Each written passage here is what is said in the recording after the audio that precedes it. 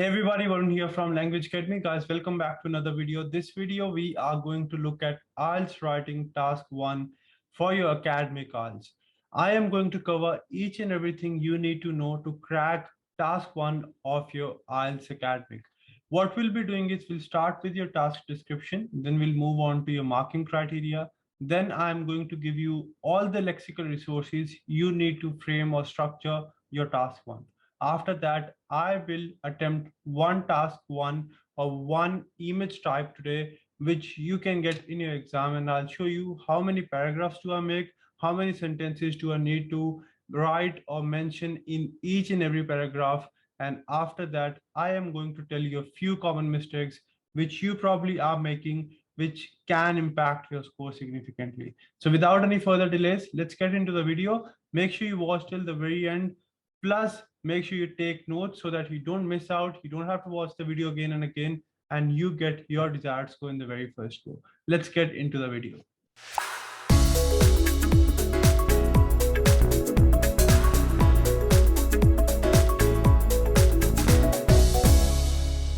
All right, I'll share my screen with you. So we have got IELTS writing task 1 today. We'll be starting with your task description, marking criteria, then tips, strategies, and structure, template, and we'll practice one task 1 question.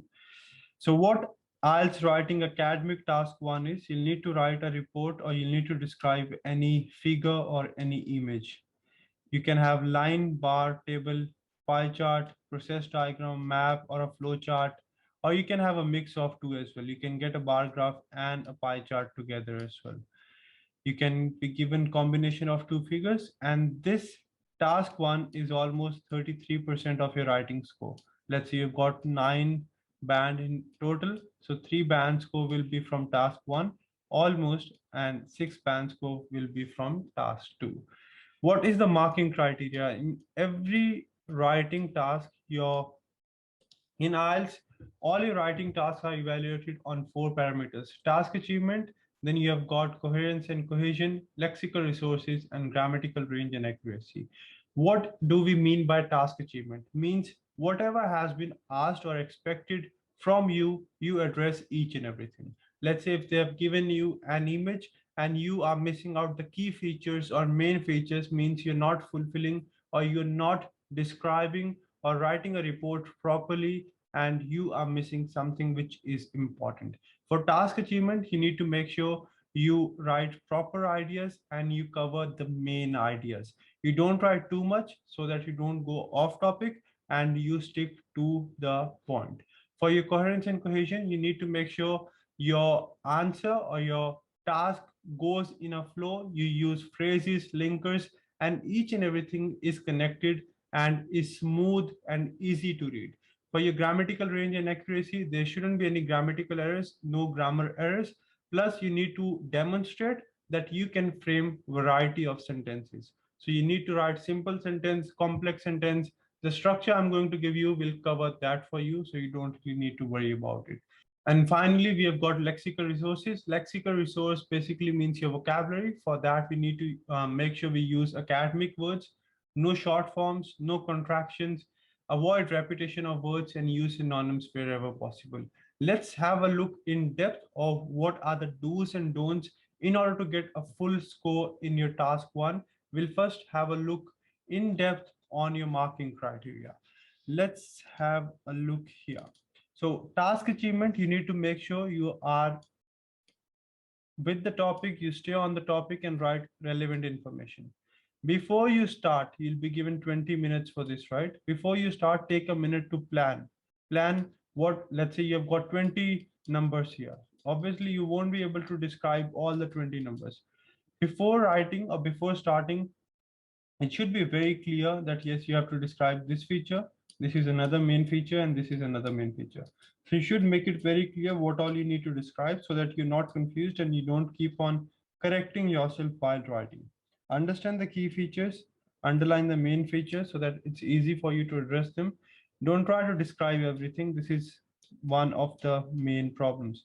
We think, or students think, that yes, if I'll write more, if I'll explain each and everything, examiner will think that yes, this person is very smart. That's not the case. They are just asking you to write a kind of report or describe it. It doesn't really mean you have to give all the details. It's not practically possible to tell everything within 20 minutes. Don't add any information by yourself. Address all the parts of the question. You are expected to write at least 150 words. I'll say write around 160, 170, 180 words, and don't write too much or too less. If you do so, if you write too much, you'll go off topic. If you write less, you're going to lose points here. Then we have got coherence and cohesion, which means your flow. You need to make sure each and every paragraph and sentence is related to one another. How do you do that? You use pronouns, you use connectors, and demonstrate the relationship. You need to make sure you have logical paragraphs. You start with introduction, then overview, then BP1, BP2. So introduction, then you'll explain a bit more about the image here, and then in depth over here. Flow is important, means connectors are important, but don't overuse the connectors. If you do so, it will not sound natural. For example, you can't say, I drink water, furthermore, I go to gym. Furthermore, over here will not sound right. You'll say, I drink plenty of water, also a plus, I go to gym. On top of that, I maintain a healthy lifestyle. You won't say, furthermore, I maintain a healthy lifestyle. So you have to use connectors wherever they sound right and wherever they make sense. You shouldn't just try to fit in the connectors even if they're not making sense. So be very careful about this particular thing, right? Alrighty. So don't overuse the connectors and plan your structure before you start writing. That will help you with the flow as well. Lexical resources, your vocabulary. Use a range of vocab and avoid repetition. Repetition, not repetition. Repetition means don't repeat the same words again and again. But yes, sometimes it will not be practically possible to think of 4 alternatives for one word. In that case, you can repeat the word once or twice. Use correct word choice. Be very careful with your spellings and either use UK spellings or US style. Don't mix. If you write one word UK and next word US, you're going to be penalized for this as well. So follow this or this, but don't mix both of these. Try to paraphrase, use synonyms, but you need to make sure you use accurately. If you are not really sure, let's say you're talking about world, right? You're not really sure what is the other word for world. So don't write something else. If you'll write globe, which will be incorrect. So don't just um, you know, push yourself to use synonyms. Only use wherever it is practical to practical. It is practically possible and practically makes sense. Grammatical range and accuracy. We need to make range of sentences, simple sentence, complex sentence, compound sentence, but don't overcomplicate. Avoid all the grammar errors. Be very careful with your full stops, with your comma and all the phrases I'm going to give you. I'll explain how you have to use full stops and commas. Tense. If the information is given in future, let's say about 2023, we are in 2021. I don't know when you'll be watching this video. We are talking about 2023, which is future. So you need to make sure you use future tense. If you're talking about 1991, you need to make sure that yes, you talk in or you describe or you mention in the past form. Be careful with active and passive voice. I'll recommend use both of these. Let's say you can just frame one sentence out of passive voice just to demonstrate that yes, you have a range of sentences. So if you do so, you will be 100% fine. So what you need to do is address the main features. Don't try to include everything. Avoid repetition. Use academic words and then be careful with your spellings. Proofread properly. On top of that, what you need to do is you need to make sure that you write perfect information, not too much, not too less, and frame or use a variety of sentences. And if you do so, you will address or you will address or answer or fulfill the requirements of whatever the examiner will be evaluating you on. Now, let's have a look at the structure and a few tips you need to follow when you write your task 1. So a few more tips. Do not use hyphens if out of space. This is very important. Let's say this is your notebook or answer sheet, right? What happens is, let's say if I'm writing something here, I run out of space, I'll just add a hyphen here and write the rest of the things. What you need to do is you need to avoid this. If you think you will not be able to fit the word here, just move on to the next line. Don't use hyphen, that will be penalized. That's not a formal or academic way of writing it. There will be no conclusion in this task. Remember this thing. Before you write, you need to have some mind map or idea of what you'll be writing in introduction, in your overview, in your body paragraph 1, body paragraph 2. If you don't have any idea, what you'll be doing is you'll keep on correcting yourself and you are going to mess it up. Figure type, let's say this is a table, right? So don't change the name of the figure type. You can't just say this is a bar graph. And then what's the structure? We'll be making 4 paragraphs. Let's have a look in detail. Structure one, structure for academic task one. First paragraph will be your introduction. We'll only write for 1 sentence. And in that sentence, you just need to paraphrase the topic or the main statement. Second paragraph will be overview, 1 or 2 sentences again. Over here, what we'll be doing is we'll be highlighting the main trends or main comparisons, main highlights, or main features of the image. You don't have to go in depth over here. You don't have to mention any numbers. So key highlights, comparison, and trends. It's better to start with overall, but I'll be giving you a few other phrases as well, which you can use. We don't have to give in-depth details, so no numbers, no percentage, no data, no in-depth details.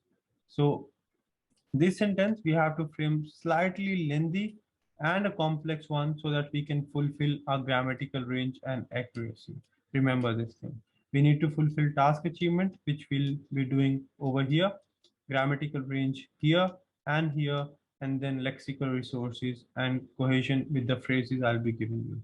The second sentence is optional. You can give more details about the things you have discussed here. Third body paragraph, one, two, third body paragraph will be sir यहाँ पे correct करना please. Third paragraph will be your body paragraph 1, which will be around 2 to 3 sentences, and you'll be describing. We'll be going in detail here, means we'll be mentioning the numbers and all, and we'll describe. Let's say there are 5 parameters in the image, for example. So we'll choose 3 parameters to describe here, and the remaining 2 over here. Same thing, body paragraph 2, in-depth information. Will give numbers and percentage and describe the second aspect over here. Now, let's have a look at the question of the day, and I'll be writing the report for this. The following bar chart shows different modes of transport used to travel to and from work in one European city in 1960, 1980, and 2000. Summarize the information by selecting and reporting main features. Remember this thing, not everything, main features, and make comparisons. This is the title. This is the title as well, or heading. And then we have got one feature, 1960, 1980, and 2000. We've got bus, car, bike, and foot. I have to decide what I'll be mentioning in introduction. Introduction, I'll paraphrase this particular thing. In overview, I'll be talking about the trend which we can see in car, that car is going up, bus is fluctuating, bike is going down, foot is going down as well. And then what I can do is in body paragraph 1, I can talk about bus and car, and then body paragraph 2, I can discuss about bike and foot. Or I can discuss about 1960 and 1980 in body paragraph 1, 1980 and 2000 comparison in body paragraph 2. So I have to make it very clear. I'll recommend you to write it on the paper, what you'll be discussing in each paragraph, so that you don't have to think while you're writing. If you do so, you'll be nervous and you are going to miss out. How do you start your introduction? How do you write your introduction? How do you write that one sentence? Start with this, then your image type, and then instead of shows, use this word, right? Shows, we can say depicts, outlines, indicates. The given bar graph represents. The given line graph reveals. The given line graph depicts. So this mixed with any of these, you can use to start your first sentence. The given bar chart compares the various means of transport, modes of transport. I have a synonym means of transport.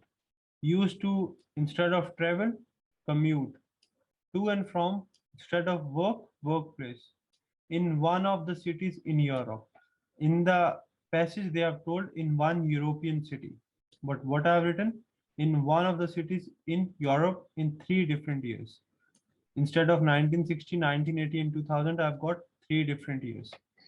Or you can say the provided bar chart gives information about the various transportation means. Instead of mode of transport, transportation means.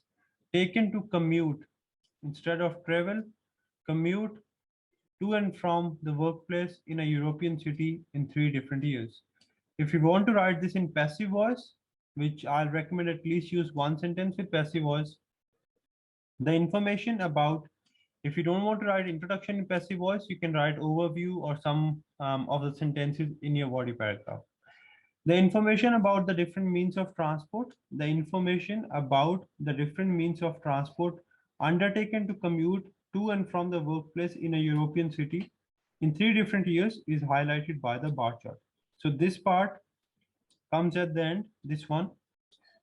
So if I have to write this in passive voice, you can say the information about various transportation means taken to commute to and from workplace in a European city in 3 different years is being provided or is provided by the bar chart. That's it.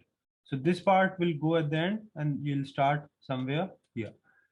All right, we are done with introduction. Introduction, what we did is the given bar graph depicts information or depicts different means of or different transportation means utilized or instead of used, taken to commute to and from workplace in one of the cities in Europe in 3 different years. That's it. We are done with introduction. You don't really need to do anything else. Now we need to start with our overview. In overview, we'll just describe the main trends. We won't really go in detail. Remember this thing. Overall, you can then write what main trend you can observe, or you can start with at the first glance as an overall trend. This is a good one as well. It can be clearly seen that as a general trend from an overall perspective as well you can use. Overall, it can be seen that use of bike and foot fell down over the years. However, the inclination, remember this word, inclination means preference towards car rose dramatically. On the other hand, some fluctuations can be observed towards the preference of bus. I told you in the beginning itself that in my overview, I'm going to discuss the trends here. So there are fluctuations with bus, car is going up dramatically, bike went down, foot went down. So what I've done here, overall, it can be seen that the use of bike and foot fell down over the years. However, car rose dramatically. On the other hand, some fluctuations can be observed towards bus. Because bus went up and then down, fluctuations, car just went up. Inclination means the preference increased and bike and foot went down. Or you can write, as an overall trend, it can be observed that number of people using bike or walking to work has gone down significantly. However, if you use however means you're comparing the trends. This will make it a bit complex, will help you score good in your grammatical range, and will also sound better. As an overall trend, it can be observed that number of people using bike or walking to work has gone down significantly. However, people using cars has skyrocketed. Skyrocketed means shot up, went up dramatically. Also, why also? See, however, or on the other hand, is used when you describe something different. Also means this sentence will go in the same flow. Skyrocketed means increase here. Something should be similar here. So we have got different trends here. Also, some fluctuations can be observed. You won't say, however, some fluctuations. Why? Because over here we have fluctuations as well. Also, some fluctuations can be observed in the number of people taking bus to work. We are done with overview as well. Now we have to write a body paragraph 1 and 2, where we'll be going in detail. We'll be talking about numbers, we'll talking about increase and decrease, we'll be talking about trends as well. How do you explain the trends? You can't just say this went up, this went down, this increased, this decreased. You have to use different words to demonstrate we have a good hold over our vocabulary as well. So for a significant change means something went from 1 to 10, means increased almost 10 times, right? So that's a significant change. Moderate means a slight change, minor change from 1 to 2 or 2.5. So if there's a significant change, sorry, if there's a significant positive change, something has gone up, you can say there's a dramatic increase, there's a dramatic rise, there's a dramatic jump, there's a dramatic climb, there's a dramatic improvement. Or you can say there's a considerable increase, considerable rise, sudden rise, steep rise, significant rise, rapid improvement. So any of these words along with this word. For moderate change, positive, minor increase, minute increase, minor rise, gradual jump, moderate climb. Then if something has gone down, let's say from 10 to 1, dramatic decrease, dramatic fall. So you can compare this with this for positive changes, this with this for negative. For moderate positive, this with this, moderate negative, this with this. That's how you solve it. Take a screenshot of this, will 100% help you out. All right. Inconsiderable change. Things are from 50 to 50.1. This is almost stable. If it's exactly same, it's static, it's unchanged. Change is inconsiderable. This remains unaffected. One very important thing, let's say you've been given a bar graph. It says 50 here, and the element here is somewhere around 50, but it's not exactly 50. So you can't say this is 50. You need to add this word. This is almost 50, around 50, roughly 50, approximately 50. If you'll just write 50, you're going to lose points, means you're not describing it accurately. It's near about 50, it's nearly a half. Then you can use words like, let's say you have line graph here. This is 50 mark and your element is somewhere here. So this element is more than 50, greater than 50. Well above 50 means, yes, this is 50 and your element is here or here. This is well above 50. Just above means your element is, this is 50 and your element is here. Large proportion, majority you can use in pie charts. Let's say this is your pie chart and then this is one area. So this is your majority, more than 60-70%. Similarly, you can use less than, lower than, just below, small proportion, and minority. You can also use words to describe trends. Let's say this is your line graph. This is continuously going up. There's an upward trend. This is going down, downward trend. Continuous rise, continuous fall. This will be, let's say we are starting here. Lowest point, highest point, second highest, second lowest, simultaneous decrease means along with one element, there's a at the same time, there's another element which is going down or increasing. So you can use this word as well. For percentages, if somewhere between 1 to 5%, you can say small proportion, less than 25%. It's better not to say 23%. You can just mention it as just under a quarter. Demonstrate you know the technical vocab as well. For around 26, 27, just above a quarter, 49, almost a half, exactly a half, more than a half for 51, 52, 54, more than 60, well above a half, 70, 71, 72, less than 3/4, 74, roughly 3/4, 77, 78, 79, 80, more than 3/4, large proportion, majority, and then 1 to 10, minority, 1 to 10, small proportion, 49, just below a half, 45, below a half, 49, lower than 50, something like that. So these words are very important because I told you in the beginning, we have got 4 parameters to address: task achievement, lexical resources, coherence and cohesion, and your grammatical range and accuracy. This is going to help with you with lexical resources and somewhat with your coherence and cohesion as well. All right, so what we have got in body paragraph 1, what I'm doing is I'm not explaining bus, car, bike, and foot in body paragraph 1. What I'm comparing is we've got three elements. In BP1, I'll compare 1960 and 1980. Body paragraph 2, I'll compare 1980 and 2000. They should be very clear in your mind before you start writing your body paragraphs so that there's no confusion and you don't keep on correcting yourself. The number of people walking dropped to almost half.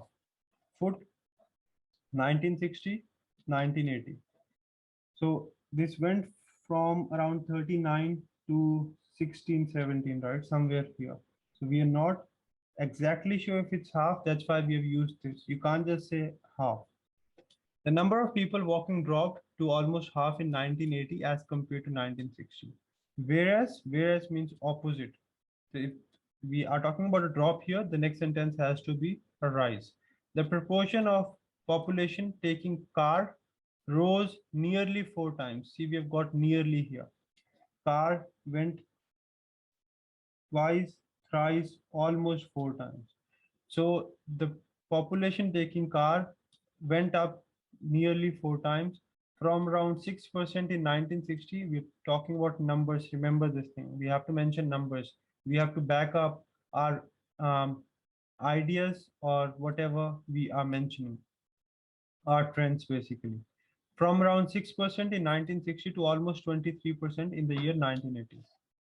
On the other hand, now we have covered foot and we have covered car. Now let's talk about bus and bike. On the other hand, preference for the bike also faced a downfall of almost 5% in 1980 as compared to the last time period. Instead of just mentioning 1960 again and again, we can say as compared to the last time period. However, an increase of roughly 9% was observed. ED form, remember this thing, compared, ED, observed, in bus as the medium of transport, as more people prefer to travel by bus in 1980 as compared to year 1960. So what we mentioned, foot went down dramatically, car went up dramatically, bus increased as more people preferred to take bus, whereas bike went down by almost 5-6%. So we have compared 1960 and 1980. Now let's move on to 1980 and 2000. From 1980 till the year 2000. So we made it very clear what we are going to cover or what we are comparing in this particular passage. The proportion of people walking to work, walking means foot. I won't say people of proportion of people using foot, right? Walking to work dropped from here till here, dropped by almost a half. Means let's say this was um, somewhere around 2017, 18, and it is around 9 now, right? So almost a half. I'm not sure exactly half, from around 17% to 9% in 2000. Simultaneously means along with this went down, another thing went down. That's where you use simultaneously. A drop can be observed in both bus and bike. Bus went down and bike went down as well. We are just comparing 1980, 2000. You don't have to look here now. You don't have to look at the blue thing. That's 1960, that's gone. A drop can be observed in both bus and bike as few people choose to use chose to use either of the two in the later year. Later year means we are talking about this particular year. However, means on the other hand, opposite thing. There's a fall here, there will be increase over here. A steep rise can be observed in the use of cars as the category increased by almost 18%, making it the most preferred mode. So phrases like this can really boost up your score. So car went up means it was the most preferred transport in 2000. This is your final answer. Introduction, where you paraphrase the statement. Here you just describe the main trends, that yes, bus and bike fell down, car went up, and fluctuations are there in the bus. Here we compared 1960, 1980. Here we compared 1980, 2000. There will be no conclusion for this particular task type. So this is something you need to take care of whenever you start writing or frame your answer. You need to make sure you address all the marking parameters. You score a band 9 in each of the parameter and address each and everything the examiner is looking for. Write the main trends, explain the main trends in body paragraph 1 and 2. Start with the introduction, then your overview, and then BP1, BP2. Use the lexical resources, use the phrases, use the words I've given you, and make sure you use variety of sentences and everything is to the point, should be grammatically correct. You've got 20 minutes. Make sure you utilize your time. And at the end, you should have around 2 to 3 minutes to proofread each and everything. If you do so, you are going to get your desired score in the very first go. If you think the video was helpful, please do let me know in the comment section. Please do share it with your friends as well, so that along with you, they get their desired score as well. Please like, share, and subscribe. And do let me know in the comment section how was the video. And if there's any task you're struggling with, let me know in the comment section and I'll try to make a video on that and will give my 100% to help you guys out to get your desired score in the very first attempt. Remember this thing, if I have done it, thousands of students are doing every day, you can do it as well, but you need to make sure you do it the right way, you work hard, but in the right direction. Let me know if you need any more help. You can contact us on these numbers or visit our website as well. Varun from Language Academy. I'll see you very soon. Till then, take care, stay safe, and make sure you keep on practicing. If I have done it, you can do it as well.